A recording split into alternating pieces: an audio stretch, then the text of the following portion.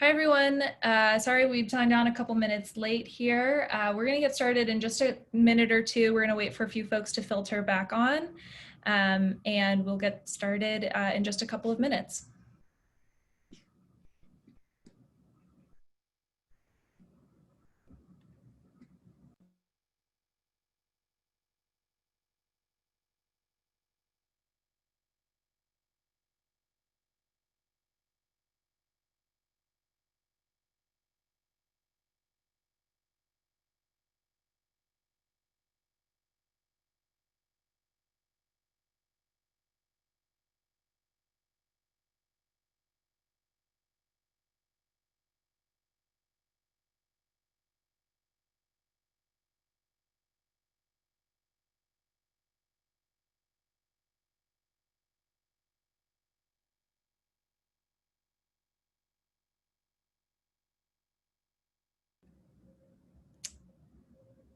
Hi, folks. I see a few more people have joined. We're going to wait just another minute before we get started.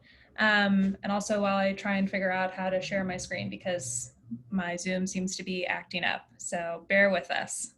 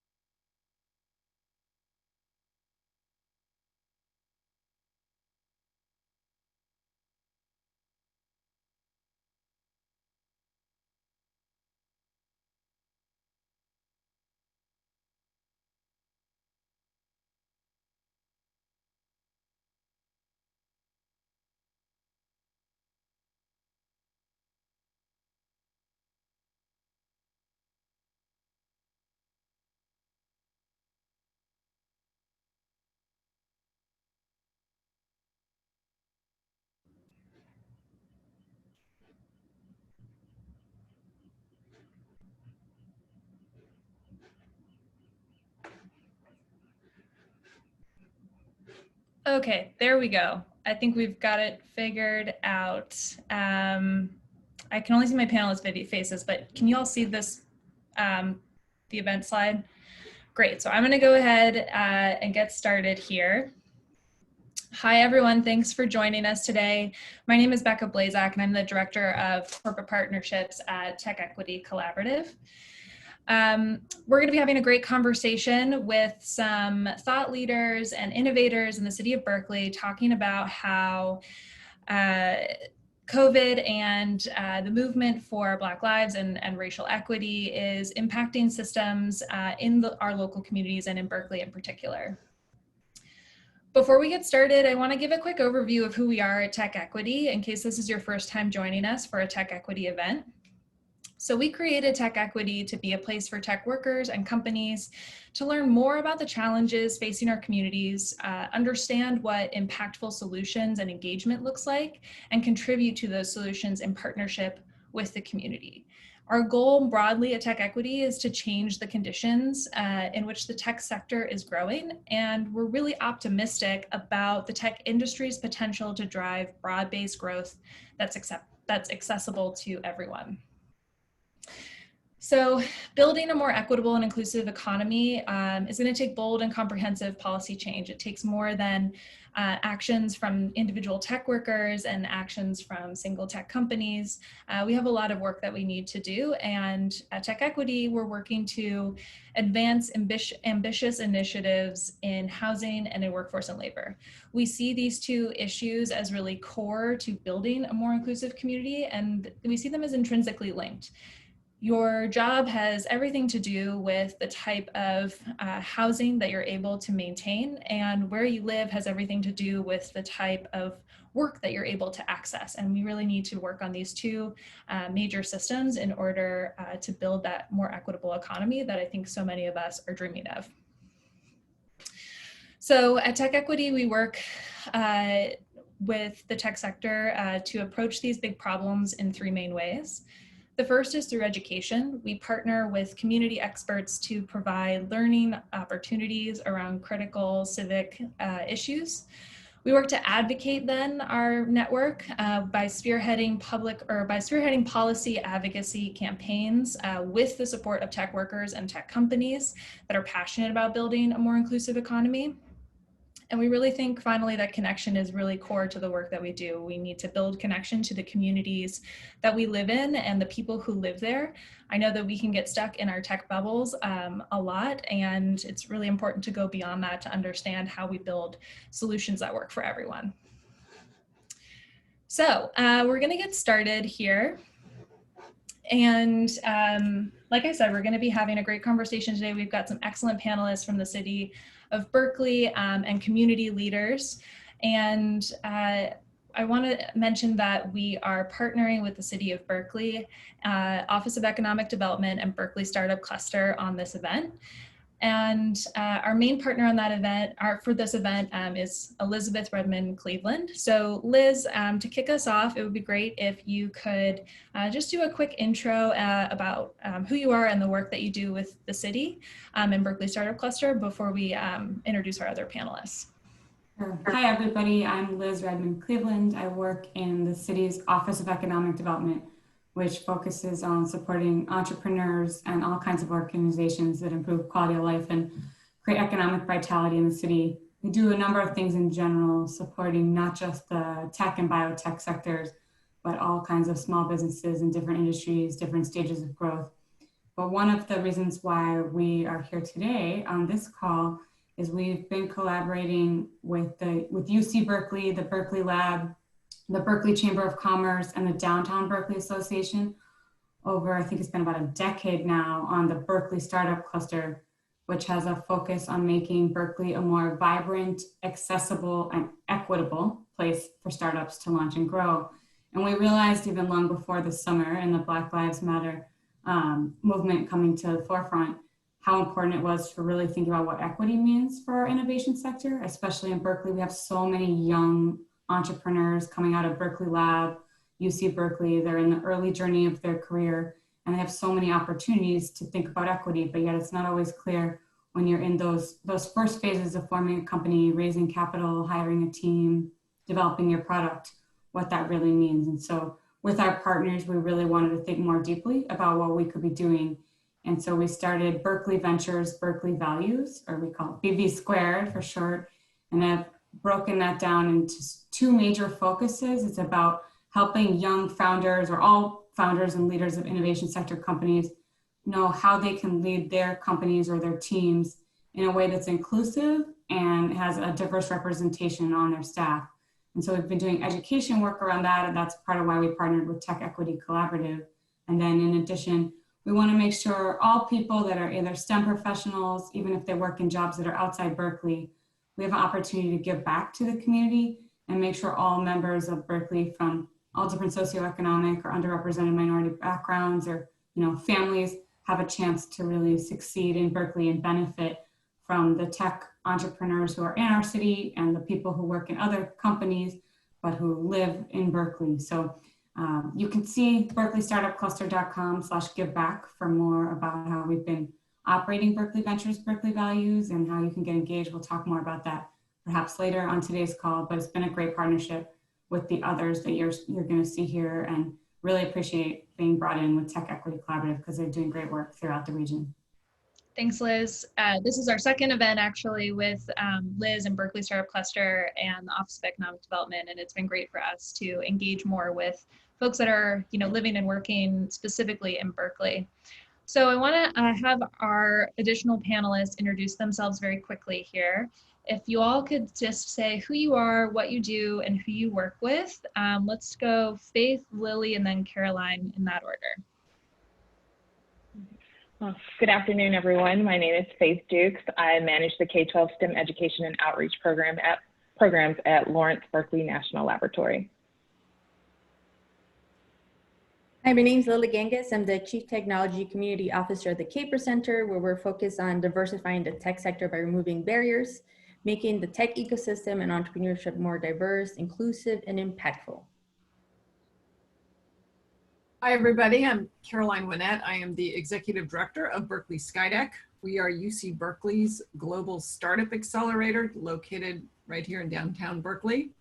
And we accelerate startups both from Berkeley and all of our UC campuses, and also startups who come from outside the US who come to launch here with us at Berkeley SkyDeck. Perfect. Thanks, everybody. And so just before we dive in here, a couple of housekeeping items. I'm sure most of you have used Zoom more than you ever cared to in the past. So you're probably, I'm hoping everybody is really familiar with the way that this all works at this point. We have a chat function where my colleague Herman will be dropping some links into, and I think some of our panelists will plan to drop some links into the chat to share with folks around additional information and opportunities to engage. And then we also have the Q&A function. So as questions come up for you while this conversation goes on, please drop those questions into the Q&A. My colleague Marion is monitoring the Q&A, and they will be helping us sort of chat through some of those questions in the later part of the hour here. So let's get started. I want to kick us off, or have Lily kick us off. Lily has been doing a lot of work with Kapor Center, and Kapor has been sort of a leader in the thought leadership space around workforce systems and equity within the tech sector in general, and they focus a lot on the East Bay. So Lily, it would be great for you to just do some context setting, a little overview of Kapor Center, and the work that you all have been doing around equity in workforce systems and the tech space in general. Sure, thank you so much. So I'll just jump right in for the folks who may not be aware of what the Kapor Center does, but we are really a family of organizations. So we look at systemic issues, specifically how do we close a racial wealth gap, right?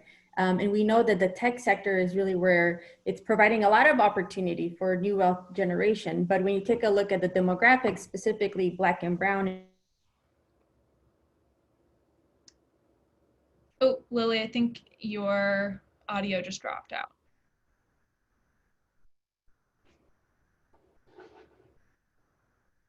Wealth being generated as users, and so how do we get our community members to move from consumers to really being the makers, the designers, and being able to have an opportunity to be part of the innovation economy and not just reacting to it. And so for at the Kapor Center, we have a very systemic look of the way we operate. And so starting from the pre-K through 12, where we want to make sure that we're really starting with removing barriers as early as possible for students. So we have a program called SMASH. The focus is on helping high school students be able to pursue STEM and CS degrees. And then from there, we go on into the higher education. So what happens afterwards, especially now, it's really a post-secondary, right? As we're starting to see new models of beyond the 4-year degrees to more apprenticeships and more micro-credentialing happening.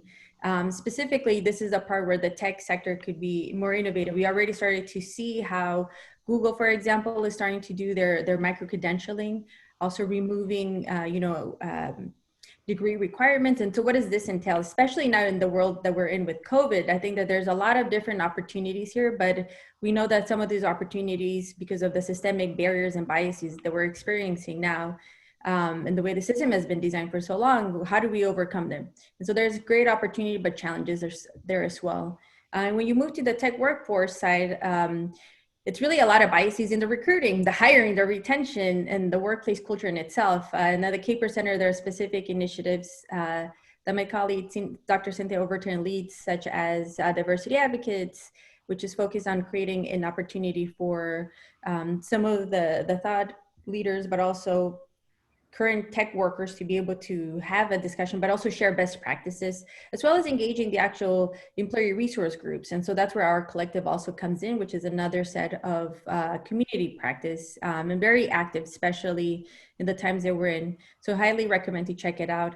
On the other side, to close it out, we go from the pre-K to 12, post-secondary to tech workforce, but eventually we want to make sure that we are fostering the innovation sector by creating and owning the technology. And so that's where Kapor Capital comes into play, which is a venture capital arm that invests in early stage companies that are closing gaps of access using technology. So all this set and where I'm at is at the foundation where we have really been focused on being a bridge, but also being able to use our partnerships, our funding in a very, in our research to be able to move this dialogue forward, not just only by identifying some of the problems. So highly recommend y'all check out the leaky tech pipelines. You can go into all these buckets that I mentioned earlier into more depth. So we want to move from understanding how big is our problem, who's disproportionately being impacted to, what are the possible solutions? And so there is a lot of work, and to the Becca's point, everybody has a role to play in this. And this is why this is an ecosystem where we're interdependent on each other, from individuals to public sector to private sector, and as well as foundations. And so at the Kapor Center, we like I mentioned, we just take a lens at the whole perspective, because it is important. And one of the parts that I would like to actually bring up in this discussion, when we start to think about where we're at and we want to move towards the workforce and the innovation economy, but yet when we take a look right now, right, how are we connecting? Through Zoom?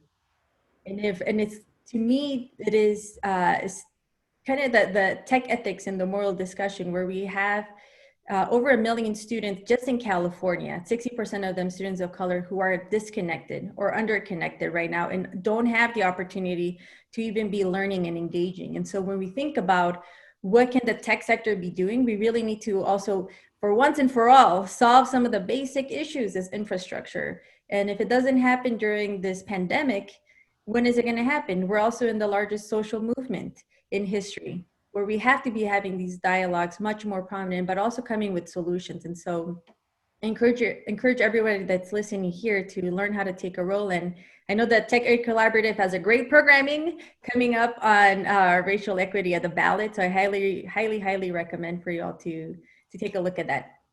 Thanks for that event plug, Lily. I'll mention it again at the end of our conversation. So Lily mentioned some really interesting things in here, the leaky tech pipeline, calling out, the digital divide that we're seeing play out across the Bay Area and really across the country as students can't go to school. Faith, I want to kick it over to you, and I'd love to hear a little bit more about how, some of what Lily says is what's resonating with you as someone who works with K through 12 students, particularly in the STEM education field. Right. Thanks, Becca, and that's a great question. So I'll give a little bit more background about Lawrence Berkeley Lab for those of you who might not know much about it. It's one of 17 Department of Energy funded national laboratories. We are the first national laboratory that was established almost 90 years ago. We have about 1,700 scientists, 4,000 employees total that are in the Berkeley, Oakland, and Emeryville cities that do work in research, in fundamental research around energy. So we have a lot of people that are experts in what it means to be a STEM professional.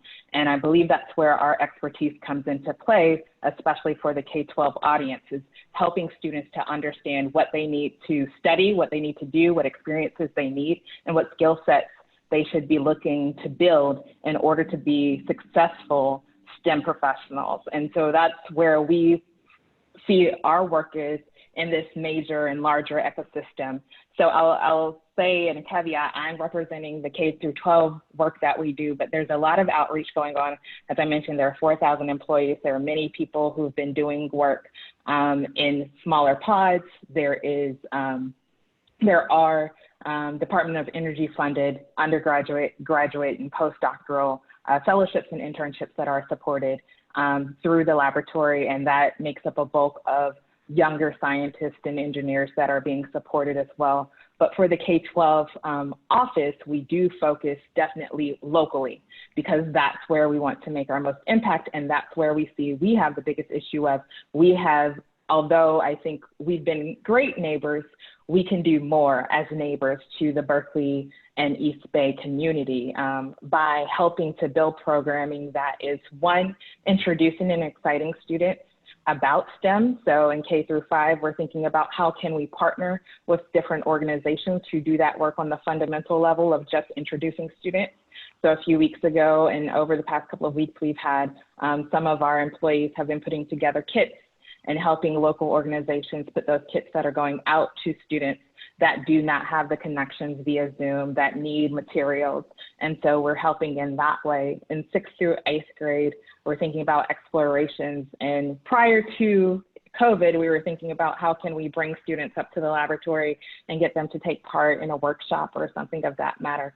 Right now, we've switched everything to virtual outreach, and we've been doing something called a live science series. So every few weeks, we work together to put together a program that's somewhat interactive, where we do an activity and an experiment in our homes with very either free materials from using free online software, or materials that are very common like sugar, flour, at home, water, that can be, used in some type of concept or fundamental exploration. And we couple that with the research that's being done at the laboratory, so that students get to, and parents and anyone else that's watching, get to know a little bit more about what the lab does and what happens behind our gates. Because the big thing is we need to demystify what's happening at Berkeley Lab and what Berkeley Lab is in the first place. And then the last thing is experiences. As I've said, we have a lot of scientists and engineers that know what it takes to get from the classroom to the workplace. And that's where I think we have our biggest strength. And so this summer, we launched an apprenticeship program that was directly targeting students in Alameda and West Contra Costa counties, and bringing them. We couldn't bring them on site. We wanted to bring them on site, but we put together a cohort, and they were together for 4 weeks. Similar to the SMASH program, we were trying to get them to work-based learning. They actually worked with our scientists to think about, projects that they could do. We introduced them to Python coding. We introduced them to data science, and the breadth of research around the laboratory. Next summer, we would like to launch, again, our formal internship program for high school students, along with this apprenticeship program that would specifically target students that are coming from underrepresented backgrounds and need a bit more wraparound services that don't normally come with a traditional internship program. And so that's how we are trying to address some of the issues around, equity and building up a pipeline or a broader introduction of STEM to students, specifically here in the East Bay, and addressing some of those things that we, haven't done the best job at helping students understand in this specific area. And the last thing that we want to do is actually just put a landing space for, here's all of the work that we've been doing. A lot of the internships and the opportunities that have come for students in the past over our 90 years have come through someone knows someone already at the laboratory. And so we want to make sure this is something that we can address. We can say, no, here's a portal, here's an established program, and here's how you get to where you can have this opportunity. And that's available to everyone. And we're going to make sure we do our best job in getting that information out to as many people as possible before we launch those programs. So happy to be a part of the conversation, and I hope that answers some of the questions. Yeah, thanks, Faith. You bring up some really interesting points, especially that last one there around equitable hiring practices that I definitely want to circle back to thoughts from Caroline on in a couple minutes here. But before we do, and this is really a question for you, Faith, again, and probably for Lily as well, but I'm wondering if you can sort of share a little bit more about the specific challenges that the STEM education field is facing, before COVID, and then how those challenges have been compounded by both the pandemic and the recent uprising over racial justice across the country and really in our own backyards. Faith or Lily? Lily, you want to take that one first? Sure, I can start just to give a little bit color of what we've been doing here in Oakland. So for example, I think you bring up a really great question, Becca, of have the issues that we are seeing right now been accelerated just because of the pandemic? And I would say yes. Unfortunately, a lot of our schools were not prepared, didn't have a tech strategy, right? Some of the cities that had a much more forward-looking digital strategy, and I'll give some love to New York and even Detroit. I was just recently in a panel with them on these topics, where the cities that had a plan and investment in infrastructure, as well as creating opportunities to just modernize, not just pre-K through 12, but when we take a look at community colleges, right? When we also want to make sure that the 18 to 25 population is probably the group right now that is not getting as much support as we can say economically, and even being able to get some of the insecure housing that there is for some of those, for that population, given the cost of living right now. So I would say that it's been interesting to just see who has been positioned and who's reacting. And the reality is that this problem is huge. It's not something that we're going to solve overnight. And just here in Oakland, when we start to take a look at the school has been itself struggling for many years, just on a revenue side, but taking a look at who's being impacted, it is a racial equity issue. When you have over 50,000 students and more, 67% of them are of color, Black and Latinx, and then you have on top of that a low income, and also a good significant amount, about a third, are English learners. And so I think this is really important for us to be developing a very inclusive design into who are we solving for. Just given right now with the pandemic is just open bare, like the inequities, right? And it's very unfortunate. For my end, I've always been going into the community and saying like, hey, you should join tech because this is what we need to do, and like encouraging everybody to just skill up as much as possible. And unfortunately, this pandemic has more or less overnight just left a lot of people behind. The silver lining though is that now people understand the power of technology. And then now the question is, how fast do we mobilize? So it's really important to have a short-term and long-term perspective. On the long-term perspective, I think that's where the cross-sector public policy, given the times that we're in, we also got to take a look at the state and federal and seeing how we can get some of that funding aligned. But we need to have a game plan also for the short term. And in the short-term perspective, right now, we know that there are a lot of students that aren't connected, a lot of parents, a lot of businesses, a lot of community college students. And so this is a time to be ringing the alarm as much as possible, because each day that passes that these students are not connected is a day that they're falling behind. And so for me, the way I like to think of it is that we cannot be artificially limiting the geniuses over kids.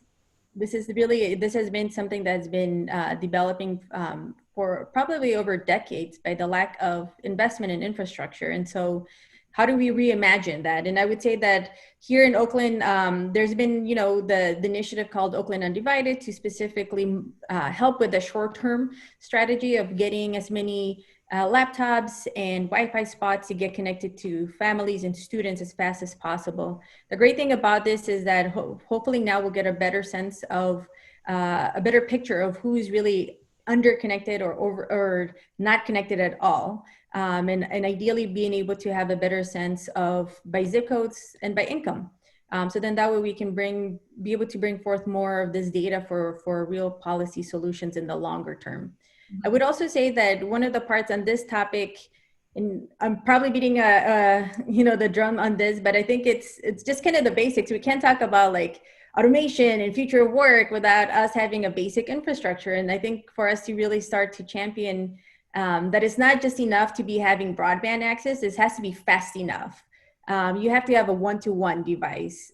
We also need to be able to not only invest in the digital skill building, but also teach families and students what data privacy entails, because now if we're pushing everybody towards this world, we need to be really, really responsible. So how are we mobilizing for that? And then the other part too is that I just want to give a lot of love to the teachers.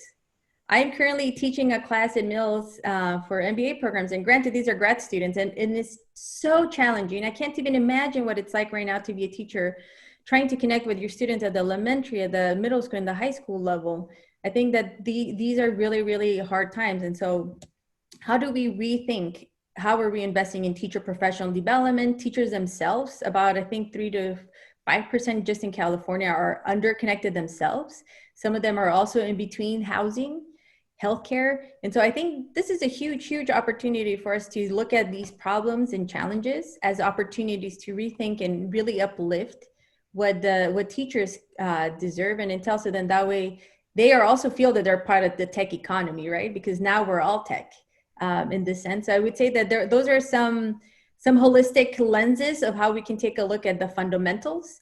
Looking at the actual, like, if we are able to go into the future of work type of discussion, automation in itself has just accelerated everything. And right now, how we are trying to do a lot of contactless type of services, we're actually going to start to see a lot of the sectors that we're starting to move towards more automated continue to accelerate. And so what's going to happen is that a lot of the folks who didn't have opportunities for upskilling are going to be further left off. So all of our essential workers right now that we're depending, how are we creating as a city, as a region, opportunities for short-term upskilling in digital skills? How are we also preparing the economy in general for this area to be better balanced, both small business owners as well as in tech sector? I would uplift an organization. It's really a collective called scaleup.org that is looking, it's about 20 different training partners, and it's across the US. And this is an opportunity for any displaced workers to be able to get training and get connected. Also, there's the Kapor Center. We have a lot of, we have over 120 portfolio companies that they themselves are tackling a lot of these issues. So please check out Kapor Capital. Specific shout out to Bitwise, who also launched Onward California and Onward USA, that has created a platform to help connect resources. So long answer to your question. There is a lot of work, unfortunately, but we got to stay pragmatic of short-term prioritizing, moving fast, really thinking out of the box. It is not business as usual, but cannot lose also the sight of the long term. Yep. I want to loop Liz and Caroline into this conversation too. You know, I heard a lot from you, Lily and Faith, particularly Lily, what you said around infrastructure, which really begs the question of what's the role of the city in all of this, Liz? How has the city been responding? What are some of the short-term goals as well as some of the long-term goals for how the city of Berkeley is thinking about these problems and thinking about how to address, you know, solutions? Sure. Well, there's lots of things the city has been thinking about over the last 6 months, as you might imagine. Sort of all these problems are compounding. We had the COVID pandemic, and then there's the racial inequity uprisings, and now we've got fires. So solutions are sort of unfolding and need to adapt in real time, and they're impacting every resident and worker and business throughout Berkeley. So I can't speak to every single type of solution to all of these challenges that the city's undertaking, but I thought I could just highlight a couple of things that our Office of Economic Development has been focused on as it relates specifically to equity and during the pandemic. So I think there's really 4 main things I was highlight. So one is testing. I mean, none of us, regardless of our racial or socioeconomic background, can continue to thrive if we're not healthy. And so having free testing has been a really big priority for the city. For those of you who've been getting messages from the city or county about free testing, it's fascinating to me that when you go to other places, they don't have that. So you might feel like testing being ubiquitous is just something you can expect, but that's obviously not infrastructure that was even available. And so for families that are low income that maybe don't have access to healthcare, having availability of free testing in multiple locations has been a really big priority. And then the second area where our office has been focused was in giving out some fast cash to some of the minority owned and small businesses in the city. So we give out grants to up to $5,000 and use the weighting to decide who to give those to, with some socioeconomic and demographic factors weighing in, because we assume that some of the businesses that are hit by this crisis have also been hit by many other challenges in the past in scaling up to get to where they were.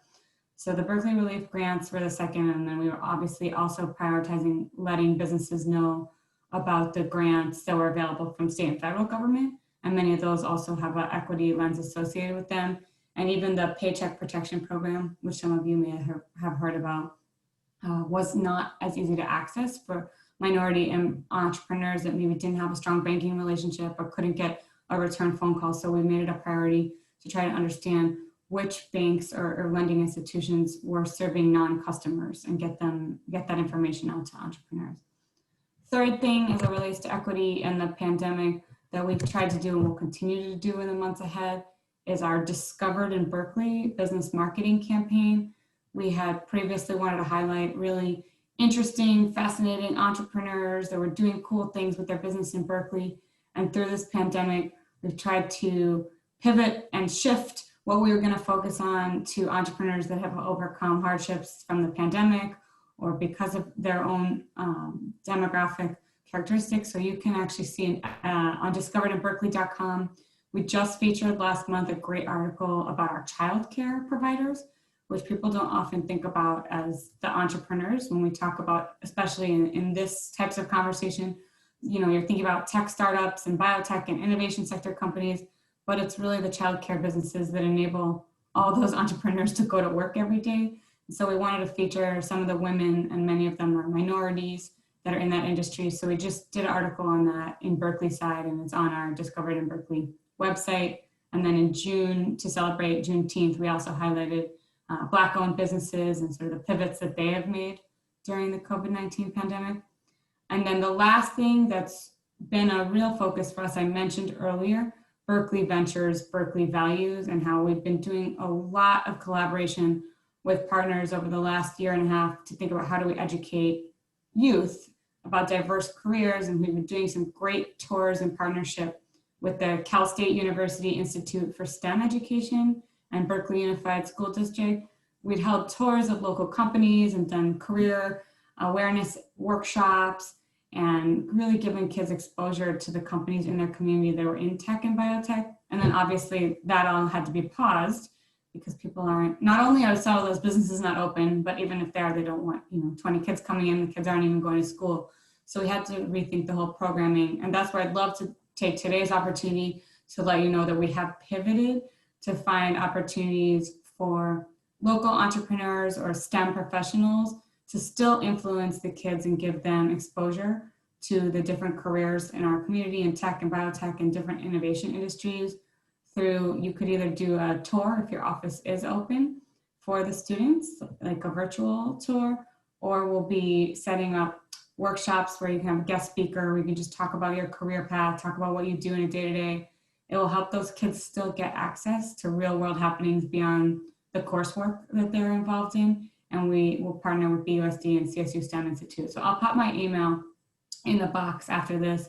But if any of you are interested in giving a tour or doing a guest speaking workshop, that's one of the ways where the city is trying to make sure we're not just focused on the businesses of now, but the entrepreneurs of tomorrow and all the students in our city that might not be getting the career exposure that they would otherwise have the opportunity for.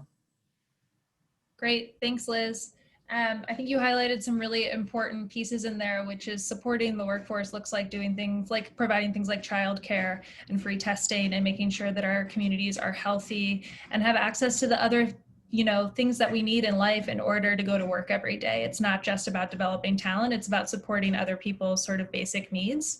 And that's kind of, I think, what I was really hearing from Lily, which is there's no silver bullet solution to these problems. It will take different types of solutions. It'll take work from all of us in order to move forward. And I think that's a good segue into Caroline. We've heard a little bit from around the education system, a little bit about systemic issues that have been facing the workforce, a little bit about how the city is working on solutions here. As someone who works in the startup ecosystem, working with startup founders and running an accelerator, what is the role of companies in this? How can accelerator programs like Berkeley SkyDeck support solutions here? And how do you see opportunity, or what opportunities do you see for the founders that you work with to support solutions? Yeah, so, it's really interesting to hear everybody because, I think the important point is that we all sit in a different place in sort of the spectrum. And we can all do something really impactful with our own stage of that process. And so the more we understand, I'm hearing from everybody, that's terrific. So let me talk about, where do we have influence? All of us have fears of influence. And so we have kind of a unique situation. So Berkeley SkyDeck is a startup accelerator. We have a dedicated venture fund. We have a demo day. It's very Silicon Valley, but we are also a Berkeley program. We are not a separate institution. We are a Berkeley program. And so as such, we have access to not just the founders when they're founding their startups, but students. So we can look back on the, the pipeline in a unique way that other accelerators cannot. So what we're looking to do is two ways that I think we could make a difference. And one way is with the startups themselves. So we have companies when they're very young, very nascent. They're just getting started, right? Maybe they're 2 people, maybe they're 5 or 6. right? They're no more than 10 people. They might a slightly larger company if they have a dev team in, some other country. But these are young companies, and their cultures are not baked in. And so what we do is, while we have them in our program, is give them some education about what it means to have an inclusive culture. Why is it important? Why should you care? And because we have startups both that are from Berkeley, where they go, oh yeah, we understand this. We're completely fluent in this conversation. And we have startups from around the world, and it might be the first time they're hearing this. And they might need to really be educated about why it's important. But we have actually a series of workshops. We have resources. It's something top of mind. It's certainly top of mind for me as I talk to these young companies. And we work with our partners, including the head of diversity and inclusion at the Lawrence Berkeley Lab, who works with you, Faith. That's Lady Edos. She's great, and she gives one of our workshops on inclusive cultures at SkyDeck. And we also work with Liz, and we've talked to the Kapor Center several times, Lily, so it's nice to connect with you as well. So that I think is a very impactful thing we could do, right? So that by the time a startup leaves our program, we've gotten them to at least come to the water. Maybe they're not drinking yet, but they've come to the water, and hopefully some of them are drinking and going, this is really important. So for example, one of our founders the other day, young company, young fintech company, all men, they volunteered on their own. This is important to have a diverse company. We're making sure that our next hire is a female. She's an engineer. That's really important. We didn't even have to coach them. They came with that on their own, which was fantastic. And I said, great, will you please broadcast that to every one of your cohort mates? Because when they hear it from each other, it's more impactful. So we look for those opportunities. So that's one. The other thing that we can have impact is we have access to students. So we have access to freshmen, right? Graduate students, and they're young. They're young, right? They're just starting on their career, and we try to give as many opportunities to them as possible to participate in the startup ecosystem, and look for talent that others might overlook. So those are our two spots, of impact that we really focus on. Yeah, thanks for that, Caroline. A sort of follow-on question for you, has SkyDeck shifted the type of support that you offer in light of COVID, or in light of, the protests that we've been seeing across the country? Has that changed the type of support that you offer companies, or changed the conversations that you've been having internally with companies? Well, it's changed our whole program in that it's entirely remote now, right? We are actually fortunate in that everything shut down mid-March, which was actually when we were in between cohorts. So we were able to just change all those calendar invites from SkyDeck to Zoom. So we were fortunate that way. This whole cohort that's just graduating next week with their demo day has been remote. And then, of course, when the protests started, we had more conversations of the type we were already having. We're a Berkeley institution, as we all are here. So this is not something that, is new to the conversation for us. But it certainly prompted us to have, I think, some really, even more frank conversations about, what are we doing? What can we do? If you look at the composition of our startups, it's not where we want it to be. It's not. We're not there yet, right? We have to keep going. We have to keep pushing. We have to keep working, and working with everybody else here to make sure that people come to SkyDeck, right? And then we make sure once they interact with us, that they engage, right? And if they graduate, that we continue to support. So we had, I thought, a lot of really good conversations about, what are we really accomplishing? And it really helped us focus on what can we do, right? I think it's really important for us. This problem is so gigantic, and overwhelming, I think it's important for us to all, pick what we think we can really make an impact on. Mm-hmm. Yeah, thank you for sharing that. Working with TechEquity also works with companies, like I've mentioned, through our corporate partnership program. And it's an interesting conversation that we're having with so many companies right now, which is the different ways that, we can look at the systems that companies use, whether it's hiring processes, contracting with vendors, educating their employees, engaging on policy. There are so many ways that companies can sort of tap into some of these issues to support this more equitable economy. And I think you touched on, some of the earlier stages of that, Caroline, in terms of what you're seeing around Berkeley SkyDeck, and how, we're not at a point where we need to be. And, both of, and all of what Lily has sort of talked about and Faith have shared about, the education system, K through 12, how that ladders up into work-ready adults and who is coming through the halls of Berkeley into, accelerators. It's all one big pipeline where we really need to be working on lots of different issues that fall within that. So I'm going to go ahead and ask my colleague Marion to join us back now. It looks like there's at least one question in the Q&A. Maybe there's some others that we haven't seen yet, but Marion, any questions for the panelists? Yeah, thank you all. First of all, thank you all so much for this conversation. It's been really enjoyable to listen to, so thanks. Yeah, and just want to echo Becca, if anyone else has any questions for the panelists, now is the time. So you can drop your question into the Q&A feature. It looks like the two little speech bubbles at the bottom of your screen. The first question we have is from Jill. Given that young people inherit unequal networks into the knowledge economy, and networking is harder for women and women of color due to likes attract, separate spheres, and reluctance to use people in unmeritocratic, there we go, ways to advance one's career, how are you helping folks expand their networks and gain access to referrals, mentors, and sponsors? Well, that's such a good one. I feel like Lily, Faith, and Caroline could all probably chime in on that. Maybe all three of you. Caroline or Faith, I heard you sort of mention that a while ago in terms of folks who had a connection to somebody at the Berkeley Lab and how you all been changing your hiring process. Maybe you want to give a quick answer first, and then I'll loop the others in.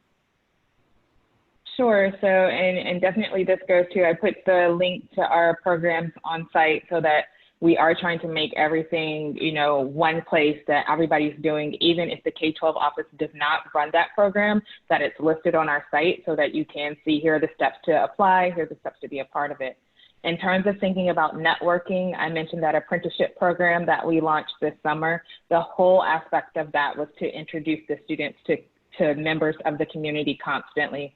So we had 17 students that took part in that program. There were up to 42 volunteers. So they met 42 scientists, engineers, administrators from Berkeley Lab over the 4 weeks. And then we put together all of their email addresses and all of their information and said, this is your network. You're allowed to contact them and talk to them more about the specific things that you want to talk about in terms of STEM entrepreneurship, communication, whatever spoke to you. And then over the course of the year, we'll continue to have workshops with those students and introduce them to different aspects.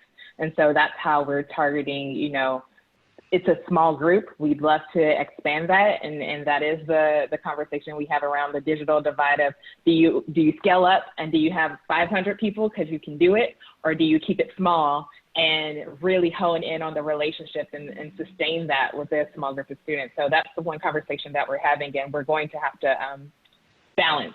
But that's the way we're addressing networking, making sure that students get these small experiences and that we really pump in a diverse set of employees that look like them, that have similar stories to them, and that can speak to what they might be going through and feeling at this time.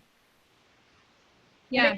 Just add to that, I mean, the SMASH program that's what it's been doing for over 15 plus years. And this past summer, everything went digital, so a lot of folks did. But the networking and the community is still there. I think if there was any time now that the social capital is worth more, it's now. So that's especially social capital that's been built on trust and reciprocity.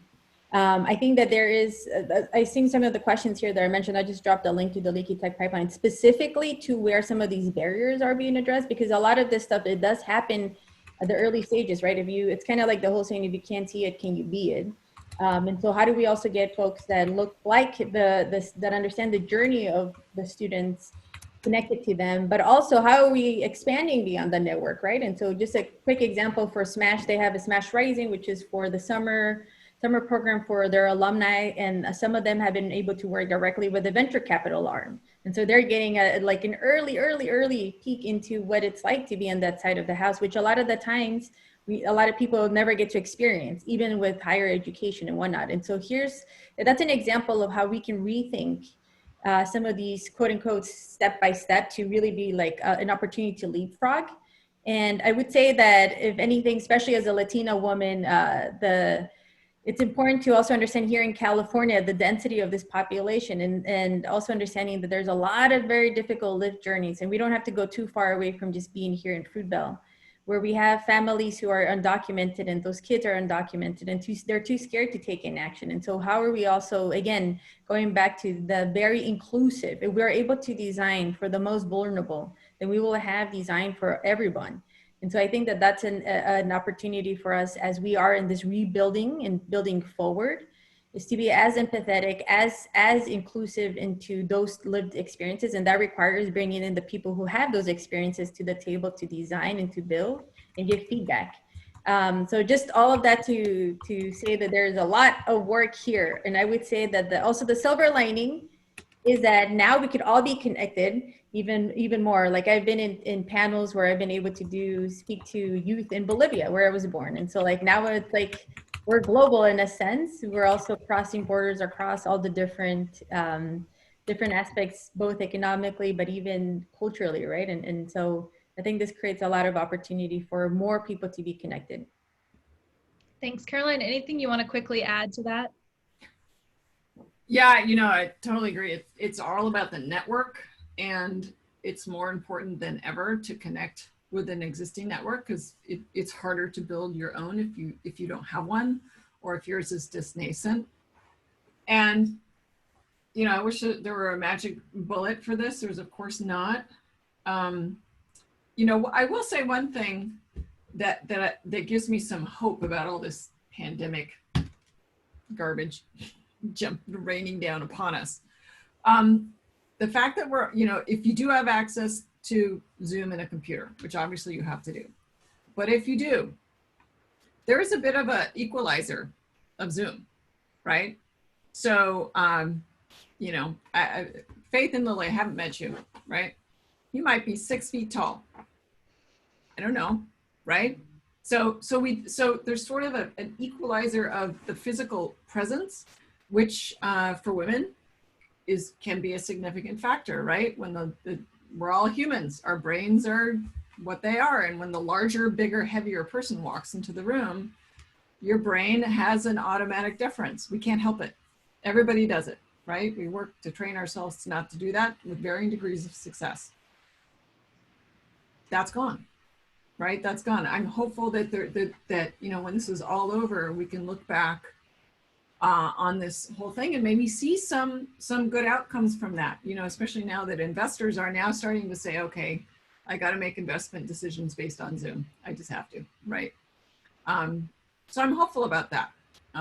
It's not all cloud. I'm hopeful there's a bit of silver lining. And so I hope that anybody who's listening, might think, it might be a little intimidating to walk into a room sometimes when I don't know the person or whatever, but here on Zoom, we're all just a little rectangle on a screen. So sure, I'll come and join this event.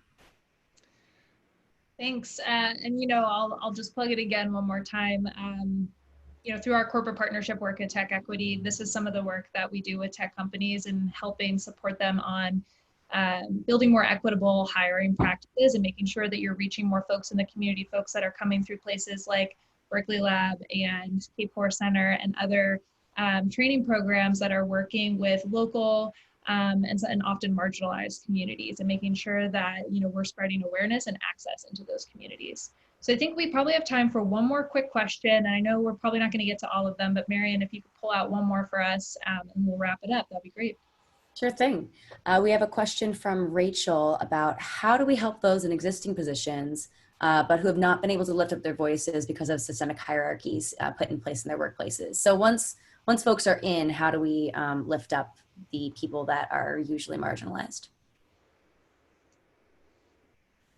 Join diversity advocates, join our collective. I think that's a really big issue right now, because when this is the thing, and we have to have the real talk, right? During the pandemic, there was a lot of layoffs that were happening in some of these tech places. What the data would show of which groups were getting more, being laid off the most, I'm not sure. But just even from my own networks, I started to see a lot of Latinx, a lot of Black tech employees actually being like, oh, I'm no longer, I've been furloughed, or I need to find a new opportunity. And then Black Lives Matter happens. And then all these certain companies start to sign into these statements. So this is where I want to make sure that we are all holding all of these companies accountable, because then suddenly there's a lot more jobs specifically being hired, being targeted to bring more Black employees. And the question is, we start to see, like, just from 2-3 companies, $1 billion going into Black startups. And so where was all this money before? And so I want to make sure that we are also being very explicit about uplifting and being in solidarity with the Black Lives Matter movement, because it is here for a purpose. And I don't think we should be watering down in any way. And I think now that the doors have been wide open, I hope that this is providing an opportunity for some of the employees that maybe felt not heard or not sure how to enter the dialogue, to know that there's a lot of people who are in that position. Everybody's trying to learn as well. And the opportunity here is, well, how do we engage in a way that's authentic? And each company has its own, but I think that there is an opportunity here to also just continue to elevate the discussions in a way that brings more equity to the workers across, from every different skill, looking at representation, not only at the junior levels, but at the C-suite levels, at the board levels. And so I would encourage for those folks who may feel that they might be on their own or don't know how to engage in this discussion, there's really great amount of resources and trainings and seminars that I think is another silver lining of all of the stuff that's happening. If you want to learn more and get plugged in to get more specifics, diversity advocates, I put the link in there, as well as if you're somebody that's in a startup or getting started and you may not have an employee resource group or may not know how to get started. That's also where our collective comes in to help you share and learn from other people who have been in your seat. So then that way you feel empowered. But I would say that this is an opportunity to hold the leadership accountable. This is an opportunity to hold the board members accountable. And we should not let up. I think I'll share a blog post that Dr. Overton also posted on how to, like, very practical tips of how to approach this and what can you do when you're an employee. Though I can go on that area again more, but I think it's an important time. We cannot let up. We gotta continue, and everything is really at stake. Yeah, the blog post from Cynthia was really excellent. I highly recommend everybody check it out. For those that are still on the call, I'll also say that TechEquity hosted an event last week called, how can tech build a culture of anti-racism, that included Cynthia Overton on that panel discussion, as well as others from the tech sector that are working to, build that culture and build solutions. So I highly recommend checking that out as well. So we're just over time, but I want to do one more thing before we wrap this up, because I've heard all of our panelists offer opportunities for folks to support their work or to support the Berkeley or local community. So let's do this. Let's do the top 2 things for each speaker that you would ask folks who are on the call to do to support some of the solutions that you've talked about. Liz, why don't you kick us off, since we haven't heard from you in a minute. Sure. I would say the 2 things I would encourage people to do is go, and I've posted it in the chat box a couple times now, on the Berkeley Startup Cluster website. We've reached out to all of the local nonprofits and organizations that would benefit from people with STEM skills and that are entrepreneurs or founders. And we've made it really easy to search and sort by the issue area that you're interested in, the amount of time you have available, or the location. So you can just really quickly say, I only have 1 hour over the next 3 months. What can I do? And you can search on that Give Back page and see which organizations are looking for your help. Or if you already know that you're interested in giving a virtual tour or being a guest speaker, talking about your career journey, and you'd like to inspire or be willing to share your story with Berkeley Unified School District students, especially those from underrepresented backgrounds that maybe don't always have the exposure through their household to what kinds of careers are in their community that are in the innovation sector. I would say email me, and I put my email again in the chat box a couple of times, because we are partnering with Cal State University's Institute for STEM Education and Berkeley Unified to set up a series of everything from mock interviews to online programming that you can do. So we're definitely looking for STEM professionals and founders who want to get involved. So spread the word, even if it's not you, but you know someone in your family or your business that would want to get involved. Thanks, Liz. Caroline, how about one or two things that folks can do? Sure. So if you are a founder of color or a female founder, and you're thinking about that startup, we want you to apply to SkyDeck. Applications will open again in February. We have a 6-month program. That'll be the next time applications open for next spring's cohort. That's one. If you are a founder or work with founders yourself, I see some of these names here are advisors and investors. Whether you're of color or female or not, those companies you work with, make sure that they are exposed to and hear about why it is important to have an inclusive culture. And there's data on that, right? In fact, one of the things that's really impressive about Kapor Center is that they are a impact fund, right? Social impact fund. So right, everybody's expecting the returns to be lower than normal. They're not. The returns are great, right? Even though it's fully impact driven. So those two things, if you're a founder of color, a female founder, apply to SkyDeck. And if you work with startups, talk to them about why inclusion is important and help them, guide them with the resources they need to launch those inclusive cultures. Thanks. Faith, how about a couple things folks can do to support K-12 STEM learners and Berkeley Lab in particular? So I know that there might be some people who are supporting K-12 students in either informal or formal education. So we are doing programming. We are launching our kind of Book of Scientists starting next month, and we'll have the booking system up by the end of this month. So if there are teachers that you know or students that you know who need that kind of support, please push them towards our site, k12education.lbl.gov. I've also, I'll offer and I'll put my email address in the chat box for if anybody's looking to start up more outreach or do more outreach, the things that we've been thinking about and the issues that we've had and some of the things that we've had to think through in terms of thinking about infrastructure or thinking about how we engage students or do outreach. I'd be willing to talk to anyone who's wanting to go into that. And the final thing is we will also be doing we did a career series this summer around different types of STEM professionals. So entrepreneurship in STEM, communication, and then researchers in general, but we'll be starting that back up. And we'd love to have some of the people from this group be a part of that STEM series again, where high school students can be a part of that and listen in and ask questions about the different career paths. Because again, if you don't see it, you can't be it. So like Lily said, that's what we want to show students, that there are different pathways beyond just the traditional being a scientist in a research laboratory. Thanks. And Lily, why don't you cap it up for us? I know you've mentioned a few things, but really fast, what are maybe the top one or two? Let's do the top three. Number one, join us in our 100 days of actions. We are less than 60 days away from the elections. There's a lot on this ballot that requires each and every one of you to please join, especially for California. I'll put the link in here so you could all check it out. Other parts too is I want to encourage folks to join us for the LTX Fest, which is going to be the largest Latinx and Fest gathering. We have over in just 48 hours we had over 3,000 folks join. So especially for if you in the East Bay area, there's a good amount of population. It's open to everybody. It's free. So please join us for a 4-day festival there.